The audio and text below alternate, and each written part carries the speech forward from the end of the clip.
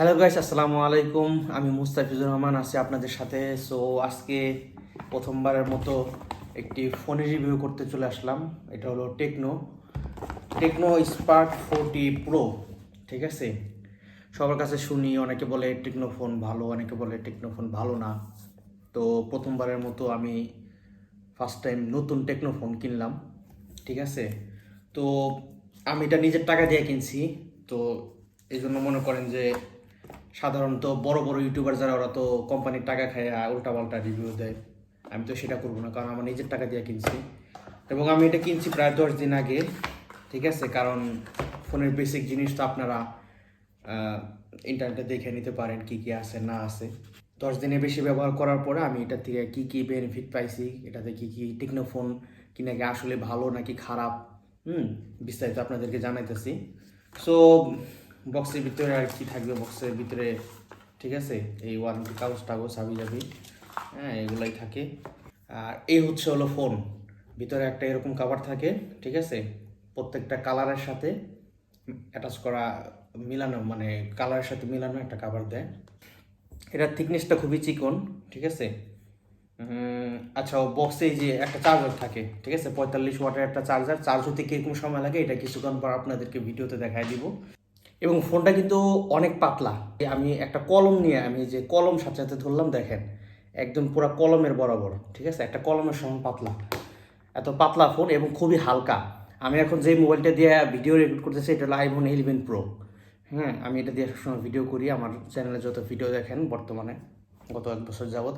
তো এইটার সাথে যদি আমি এক হাতে ধরি, মনে হয় এক হাতে আমি পাথর নিয়ে রয়েছি, আর এক হাতে তুলা নিয়ে রয়েছি, এরকম টাইপের, মানে অনেক অনেক পাতলা। ফোনটার চিন বেজেল দেখে মনে হয় না যে এটা একটা 20,000 টাকার ফোন। চিন বেজেল খুবই ন্যারো, খুবই চিকন, মনে হবে একটা ফ্ল্যাগশিপ ফোন। এই জন্যই মূলত পিছনের নাম না দেখা পর্যন্ত আপনি যেই কাউকে এটাকে স্যামসাং বলে চালাতে পারবেন। আর পাশে হলো একসাথেই সবগুলো বাটন দেওয়া আছে, যার জন্য কোনো সমস্যা হয় না। আমার কাছে এই জিনিসটা ভালোই লাগে।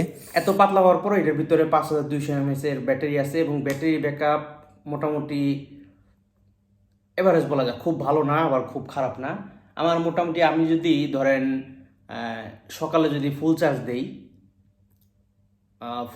সকালে ফুল চার্জ দিলে আমার, যদি টুকটাক ব্যবহার করি, তাহলে রাত্রের মধ্যে মোটামুটি 50-60% যায়, ধরেন 50% মতো থাকে। ঠিক আছে, রাত্রে তো মোটামুটি অনেক রাত পর্যন্ত আবার চালানো হয়। তো অনেক রাত পর্যন্ত চালাইলে মনে করেন যে রাত্রে আবার কিছুক্ষণ দেওয়া লাগে। যাই হোক, দ্বিতীয় নাম্বার হচ্ছে ডিসপ্লে। ডিসপ্লেটা আসলে খুবই সুন্দর, খুবই কালারফুল, কালারগুলো খুবই সুন্দর লাগে।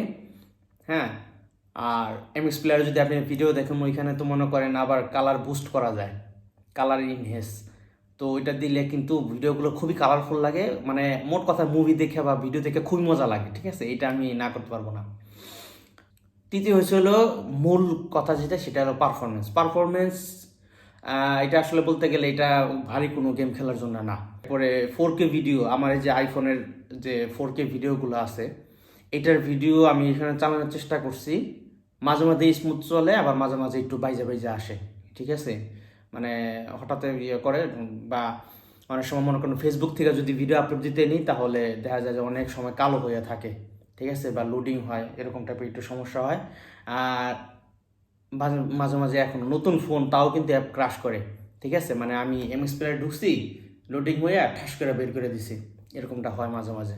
তো পারফরমেন্সের অত বেশি আশা করে লাভ নাই, এটা আসলে জাস্ট যারা মুভি টুভি দেখবেন, ঠিক আছে, হালকা পাতলা চালানোর জন্য, কেউ কিন্তু গেম খেলার জন্য এটা নেবেন না। তো এই মুহূর্তে আমার মোবাইলে 2% চার্জ আসছে, আর 11:40-এ আমি চার্জ দিলাম, রাত 11:40। দেখা যাক কতক্ষণ লাগে চার্জ হতে। টেকনোর অরিজিনাল বক্সে যে চার্জারটা ছিল, সেটা দিয়ে কিন্তু চার্জ দিতেছি। 1 ঘন্টা 2 মিনিট হয়ে গেছে। 11:40-এ দিয়েছিলাম, এখন 12:42, 95% হয়ে গেছে গা। এই তো হয়তো আর 5 মিনিট সর্বোচ্চ লাগতে পারে, এর মধ্যে ইনশাল্লাহ ফুল চার্জ হয়ে যাবে আশা করি। এটা হচ্ছে পিছনের ক্যামেরার ভিডিও স্যাম্পল, আপনারা দেখতেই পাচ্ছেন মোটামুটি কালারফুল ভিডিও আসে। এবং এটা 1080 এবং 30 FPS ভিডিও করতে আসি, কারণ 2K-তে ভিডিও করা যায়, কিন্তু সেটা আবার 30 FPS এর বেশি করা যায় না। ঠিক আছে, আমার কাছে 30 FPS ভিডিও ভালো লাগে না। এই হচ্ছে ভিডিও স্যাম্পল। এটা হচ্ছে সামনের ক্যামেরা দিয়ে ভিডিও করা, কোয়ালিটি আপনারা দেখতেই পাচ্ছেন। ঠিক আছে, এটাও 60 FPS ভিডিওটা করা, ডায়নামিক রেঞ্জ মোটামুটি মানের, ভালোই চলে। আইফোনের মতো তো আর অত পাওয়া যাবে না, ঠিক আছে। একটা 20,000 টাকার ফোন থেকে যেমনটা পাইছি মোটামুটি ঠিক আছে আমার চলার জন্য আর কি। যদিও আমি ভিডিও এবং ফটো তুলি আইফোন দিয়ে, ঠিক আছে। পিছনের আকাশটা খুব বেশি হোয়াইট করে ফেলছে, মানে ডাইনামিক রেঞ্জের জন্য আর কি। এই তো আর কি দেখতে পারতেছেন। একটু উপর থেকে করলে তখন আবার হয়তো একটু ভালো পাওয়া যায়। তো এই বাজেটে মোটামুটি আমি আসলে এইটাই করি, ওই টুকটাক একটু ফেসবুক টেসবুক চালাই, একটু মুভি টুভি দেখি। মোট কথা এটাতে আসলে মুভি দেখা ভালোই মজা, ঠিক আছে। আর স্পিকার দুইটা আছে, এখানে একটা নিচে একটা স্পিকার, এখান দিয়েও সাউন্ড আসে, তবে এখান দিয়ে সাউন্ড খুবই কম আসে, আসল সাউন্ড এখান দিয়ে আসে। আর যেহেতু এটা চিকুন মোবাইল, ধরলে যখন স্পিকারে সাউন্ড আসবে তখন মনে করেন যে এই জিনিসটা পিছনটা কাঁপে। সাউন্ড কোয়ালিটি যদি আপনাদেরকে একটু দেখাই, এ হচ্ছে ফুল সাউন্ড।